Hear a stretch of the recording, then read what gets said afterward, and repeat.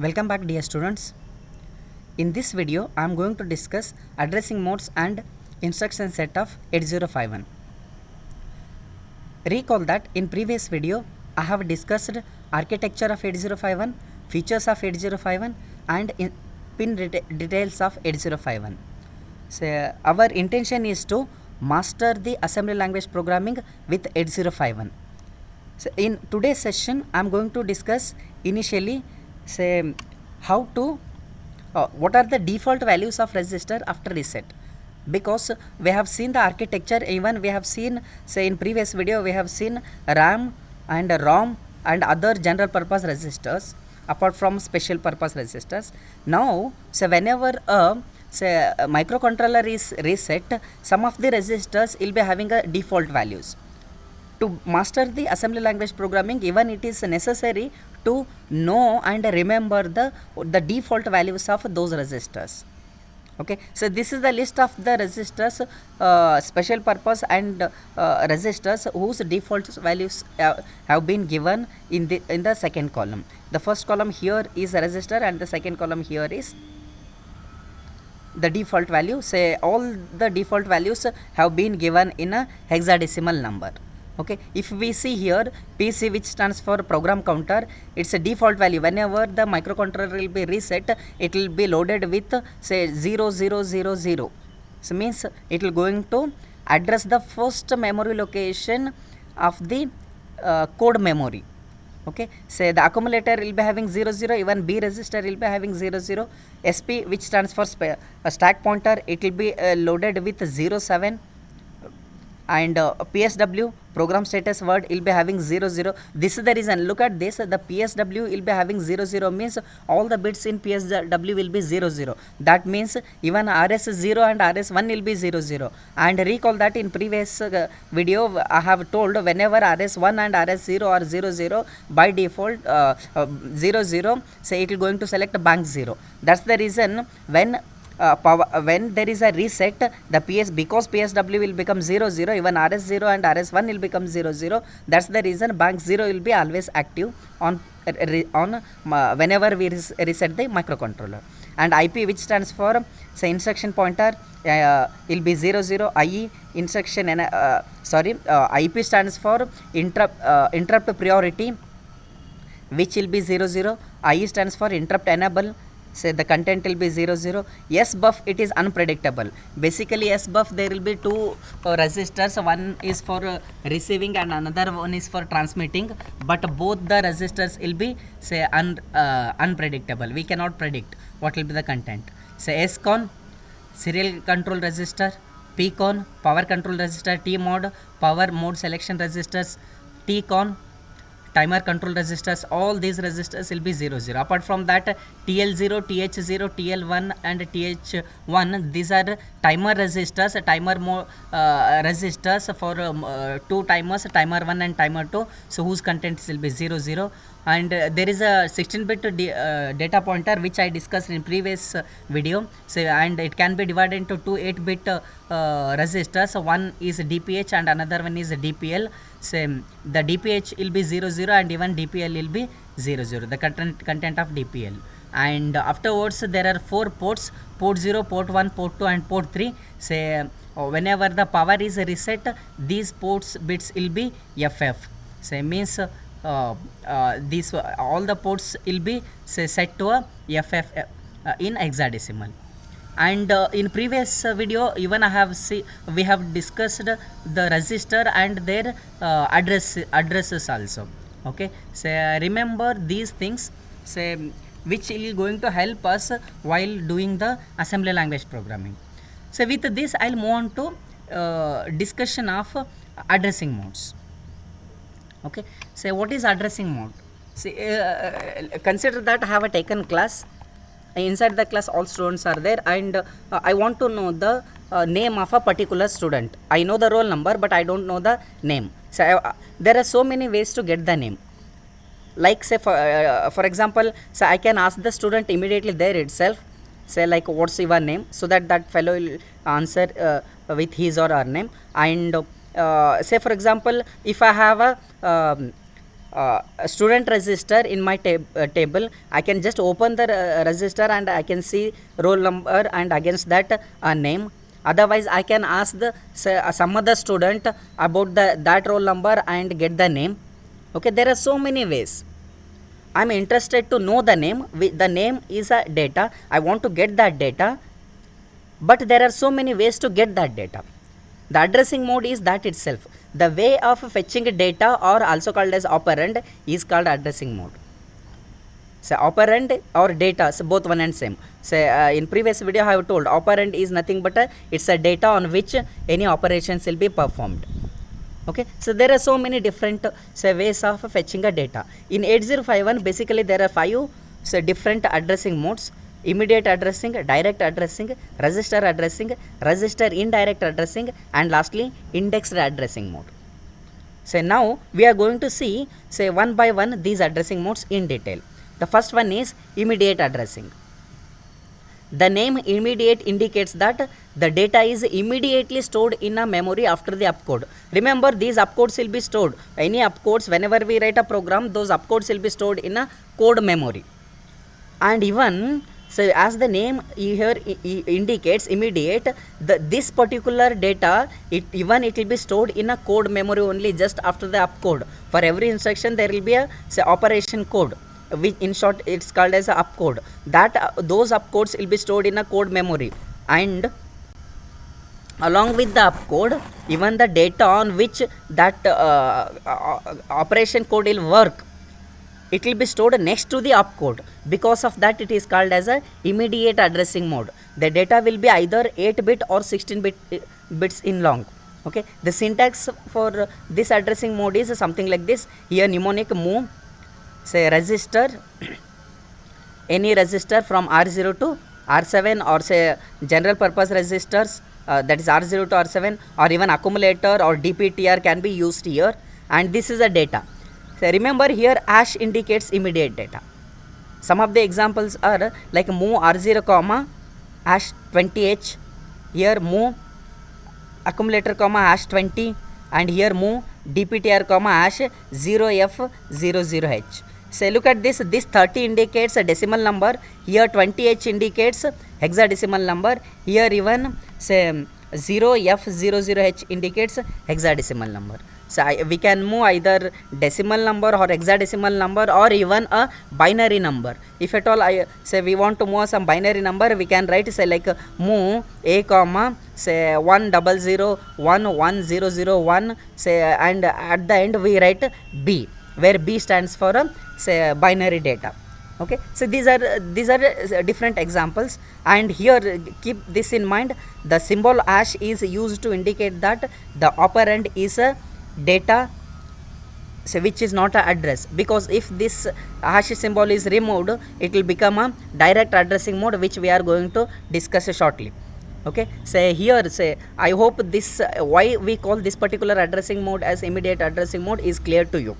So the simple thing, when we write a program, the program will be during assembling, the program will be converted to a opcodes, and that opcode means it will be converted to hexadecimal code, where the mnemonics will be converted to opcode, and immediately after the opcode, if the data is stored, remember, the data or operand will be used to operate, means it will be used for the operation, and operation will be there above and its opcode is there below, because there itself in a code memory the data is available. This type of addressing is called as immediate addressing. The next addressing mode is direct addressing. So in this addressing, a direct address of a memory location is provided in the instruction to fetch the operand. See, inside the RAM we have a different areas. Even the whole RAM, right from memory location 00 to 7F, 128 bytes of RAM can be accessed, and apart from that, even special function registers can be accessed using this direct addressing mode. Like here the addressing mode, the direct address of a memory location is provided in the instruction to fetch the operand. Using this addressing mode, it is possible to fetch the operands stored only in either internal memory or SFR. We cannot access the data or operand that is stored in a external RAM. So keep this in mind. We can only access the data or operand that is stored in either internal memory or special function registers. So some of the examples are like move a comma 10h. Here remember 10h indicates it's a direct address. So this is what the difference in immediate addressing. There was a hash symbol here. There was a hash symbol, but here there is no hash symbol. So it indicates that it's a direct address, means whatever the address it is provided, it's a direct address. The meaning here is move the content of this memory location, 10h memory location, into the accumulator. Whereas the meaning in case of immediate addressing is move this data in this register. This is the meaning here. So this data is available here itself, means the same data will be this data itself, like say 20h itself will be moved to R0, here 30h itself will be moved to accumulator. This is in case of immediate addressing mode. Whereas in case of direct addressing mode, go to 10h, means go to memory location 10h, fetch the data and store in accumulator. Say here 10h is a address, it is not a data. Say here one more thing is, this is also, see, go to, take the content of say register Rn, n will be either anywhere between 0 to 7, any register like R0, and store it in a memory location 20h. That's the meaning. Here direct address is given in a source position, whereas here the direct address is given in a destination position. Means the content of R0 or R7, R0 to R7 in general Rn will be stored in a memory location 20h. And here say this is move 30h comma hash 05. Look at this. This is immediate data which will be stored in a 30h memory location. This is a immediate data. 05 is a immediate data. This is stored in a 30h memory location. Means even this can be considered a immediate addressing, because this particular data is immediate data, but it will be stored in a 30h memory location. Because of that, even you can consider this as a direct addressing. And here, so very important thing is, even we can move say the content of one memory location, internal RAM memory location, to the another internal RAM location just by using the addresses. Like here move 30h comma 3fh. The meaning is move the content of 3f memory location to a 30h memory location. Okay, so using this addressing, it is possible to move the data directly between two internal memory locations, something like this. Okay, so the direct addressing means, so you need to remember that here the address, directly the address of the internal RAM or SFR will be given. So SFR is like, say for example, in for a accumulator, instead of writing A here, we can write its equivalent, means its address. So accumulator address is 0E0H. So we can write this as like say move 0E0H comma R0 R1, something like that. Okay, say or any other immediate data, or even the content of some direct address. We can use, in case of direct addressing, we can use either internal memory or any SFRs. Right. With this, we'll move on to before that, say this is what I was telling, say address of special function registers. Okay, say these are SFR, this is address. Okay, say the A will be having a address 0E0, B will be having, A is nothing but accumulator, B register whose address is 0F0, DPH address is 82, DPL is 83, interrupt enable is 0A8, interrupt priority is 0B8, P0 to P3, 80, 90, A0, B0, PCON is 87, PSW is D0, SBUF is 99, SCON is 98, say stack pointer is 81, TCON, TMOD 88, 89, TH0, TL0, TL1, TH1, TL1, 8C, 8A, 8D, 8B.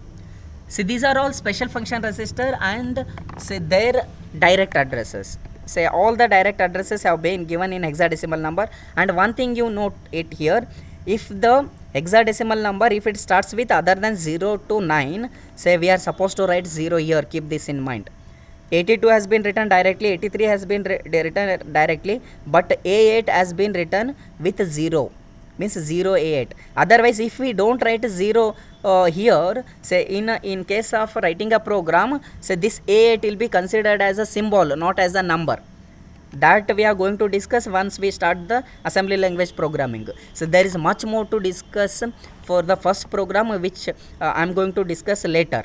Okay, so as on now you remember, whenever we are going to write a hexadecimal number, say if the digit starts with other than 0 to 9, then say you should write that digit with 0, like 0F0 or 0A0, 0B0.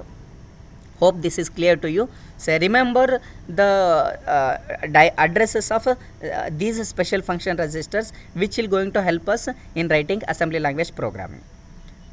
Right. So with this we'll move on to the next addressing, that is register. So this is immediate addressing, then direct addressing we have discussed. This is register. First we'll discuss register addressing mode, and later we'll discuss register indirect addressing mode. Okay, so this is register addressing mode. In this addressing mode, the source or destination operand will be present in registers like Rn, in general R0 to R7, means register to register transfer will takes place. Okay, so example is something like this: move A comma R0 or move R6 comma A. But one thing here is the size of both source and destination register should be same. Okay, so here I cannot write move DPTR comma R0, because DPTR cannot be used. So important thing is, in this addressing mode, the data transfer can takes place between Rn register and accumulator, any of the Rn register and accumulator. And one more important thing is that the data transfer cannot be done between Rn registers, means I cannot write move say R0 comma R1, that is not allowed. Okay, say move R0 comma R1 is not allowed. So that is very much important. If at all you want to move the content of R1 to R0, say for that purpose we can use a direct addressing. Like say move, say the address of R0 will be 00 in bank 0 and address of R1 will be 01. We can write it as, if at all I want to move the content of R1 to R0, I can write move 00 comma 01, which indicates that say move the accumulate content of our memory location 01 to a memory location 00. Okay, whereas we cannot move the means we cannot transfer the data between Rn registers. We can transfer the data between Rn register and accumulator, not in between Rn registers. Okay, by default say the register bank 0 will be active, say, which I have told. Okay, to use registers from other bank, one should make use of RS1 and RS0 bits of PSW, which I have already discussed in previous video.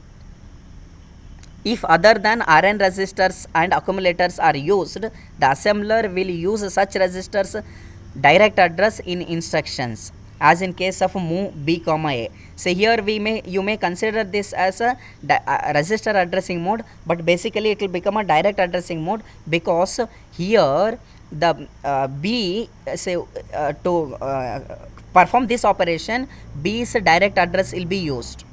The B's direct address is 0F0. So this in the assembler will going to treat this as a move 0F0H comma accumulator. Okay, so means if other than Rn registers and accumulator, if we use any other register, assembler will use address of such registers and perform the instruction, perform the operation. Okay, so this is a register addressing mode, and the next one is register indirect addressing mode. Okay, so here in this addressing mode, the address of a memory location is indirectly provided in by a register. In case of direct addressing mode, which we have discussed, here directly the address is given, like move A comma 10H, go to 10H memory location, fetch the data and store in accumulator. Like here, say take the content of register Rn, store this in a, go to a memory location 20H and store there. That's the meaning. Means directly the address has been given. Whereas in case of register indirect addressing mode, the direct address will not be given. Instead, the address of memory location is indirectly provided by register. The @ symbol is used to indicate the presence of address in a register. The operand can be fetched by using the address present in the register. Like say example, if I write here move a comma at r0, or say move x at r1 comma a, say move x a comma at dptr. So look at this, here at indicates, so r0 is register, r1 is register, whereas here the at symbol indicates it's a indirect addressing, register indirect addressing, also called as, in short it is indirect addressing. So here we cannot use any other registers other than r0, r1 for internal or external memory transfer of 8 bit, and if at all I want to transfer to external memory, say which can be of 16 bit, then we can use a dptr. R1, R0, R1 registers can be used for 8 bit address, and dptr can be used for 16 bit address, and 16 bit address will be say external to, say that to RAM address, it will be external to 8051 microcontroller. No other register can be used, very important thing, no other registers can be used other than R0, R1 and dptr. So normally to say move any data indirectly inside the internal memory, we can use R0 and R1. Say to move 8 bit data, means if the address is 8 bit external to a microcontroller, even then we can use R0 and R1, but the instruction there will be move x. Move x indicates move to external RAM. So here move indicates by default internal RAM. Okay, so here by default the dptr will be move x, because say the dptr will give us 16 bit address, and that address will be taken and the content of that external memory. So the meaning here is, look at this, go to a register R0, fetch the address, go to that address, fetch the data and store in accumulator. Very important. At R0 means at R0, look at this, at R0 whatever is the content of R0. Like say for example, if content of R0 is 10h, at R0 means here 10h, means this instruction you can treat later as a move a comma 10h, nothing but 10h is a address. Go to that address, fetch the content and store in accumulator. Here move x at r1 comma a, say go to the fetch the content of accumulator, go to the register R1, take the address and go to that address, store the content of accumulator in that address. Means here address is given indirectly by the register R1, and because of this x, it indicates that address is a external to a 8051, not internal RAM, instead it is a external RAM. Hope this addressing mode is clear to all of you.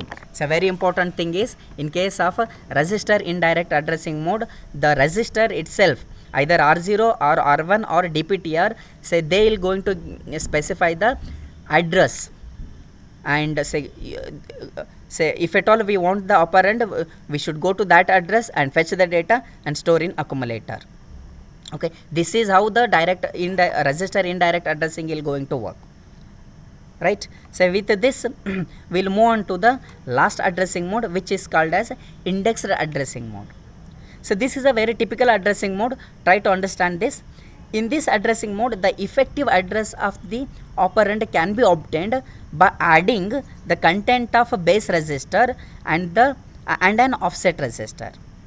Okay, there will be two register here. Say the content of one is called as a base register and another one is called as a offset register. The content of base register and offset register both will be added to get the effective address of the operand. Okay, the base register can be either dptr or program counter. So remember, even program counter content can be used in this addressing. Okay, the base register, it can be either dptr or program counter, while the offset register will only be accumulator. Like say for example, say this is the instruction which will be used. Remember, this indexed addressing mode will work only with the code memory.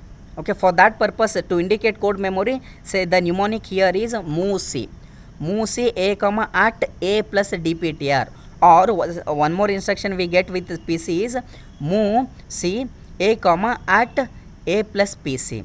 So what is the meaning of this? Here say the C in move C instruction refers to code memory. This addressing mode is basically used for accessing the data from a lookup table stored in a code memory. What is this lookup table, say where it is useful, that we are going to discuss in remaining part of the this means in next coming videos. So lookup table is something like say I have stored a data inside the code memory. So much data, if the data content is much, I cannot store that in a internal RAM. Such data will be stored in a code memory itself. How to store such data in a code memory, that also we will discuss later. Okay, so if at all I want to fetch the content say of the code memory itself, we can use this addressing. Okay, so the meaning here is add the content of accumulator and DPTR to get the address, and go to that address, fetch the data, store in accumulator itself. And here is add the content of PC and accumulator, whatever the total address we get, go to that address, fetch the data and store in accumulator. Okay, here say if at all we increase accumulator every time, the DPTR will become a base register and accumulator will become a offset. Means from this address how many bytes I should go, from this address from how many bytes I should go.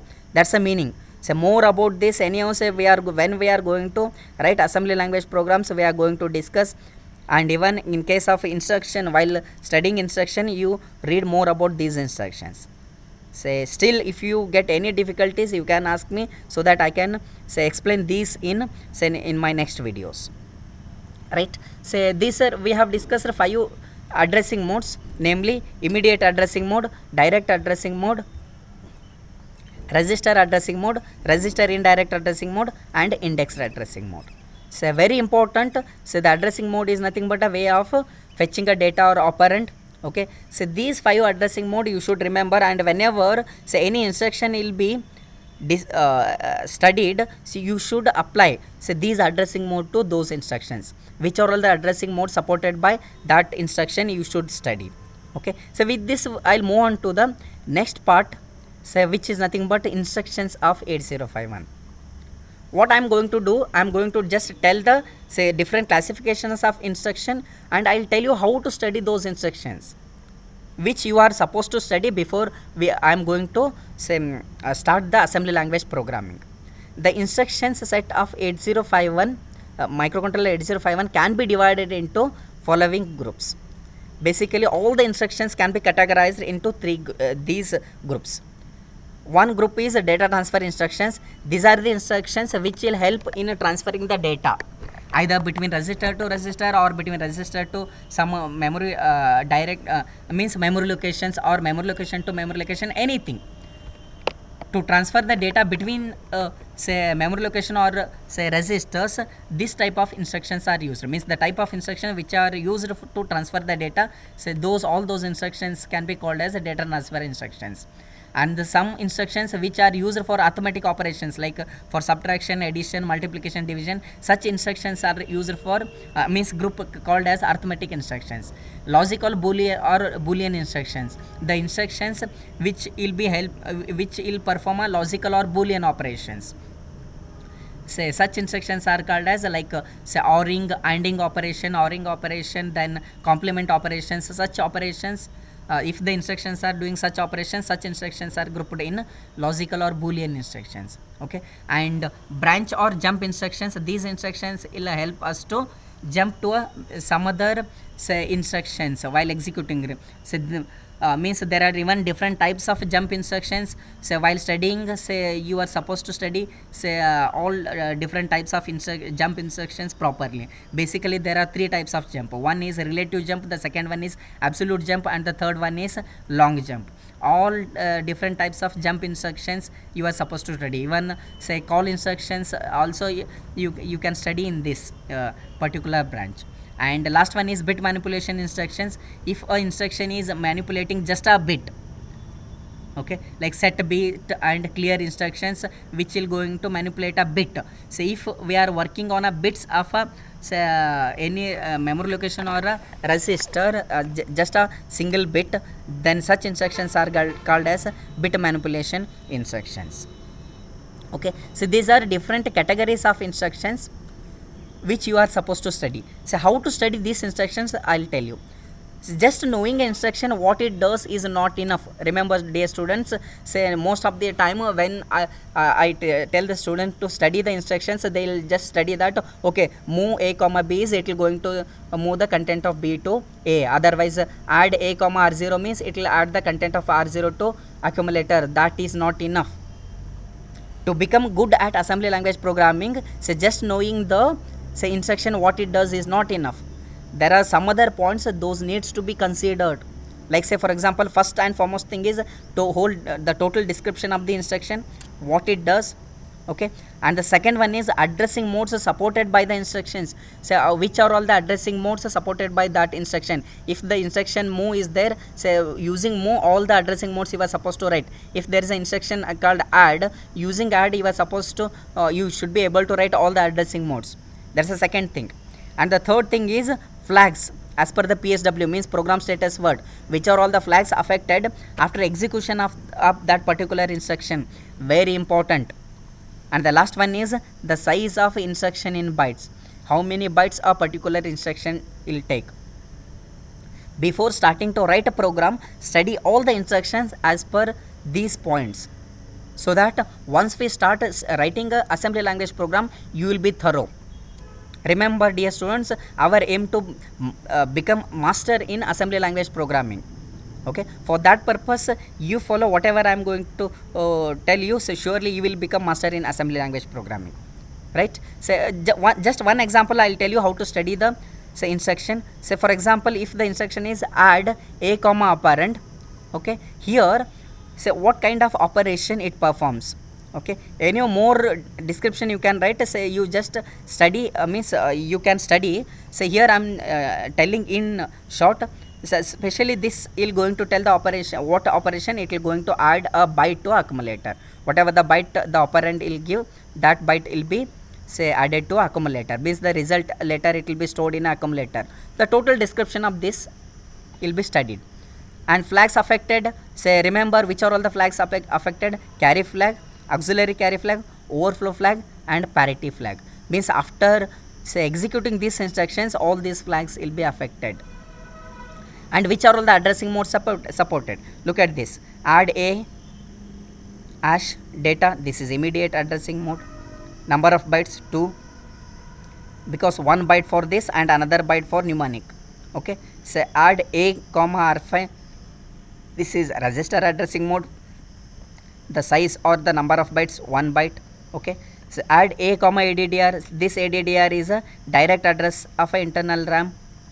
Okay, so means this is a direct addressing mode, 2 bytes. And one more is add a comma at RI, where RI will be say either R0 or R1, say index register. Okay, so this is a register indirect addressing mode. Okay, so this is going to take a 1 byte. Whenever you are going to study any instruction, you study all those instructions, consider these points in mind. Okay, so before say we start the assembly language programming, you rush through to study all these instructions clearly and completely. If you come across any doubts, even you can ask me. So with this I will stop today, and in the next class I am going to discuss 8051 assembly level programming.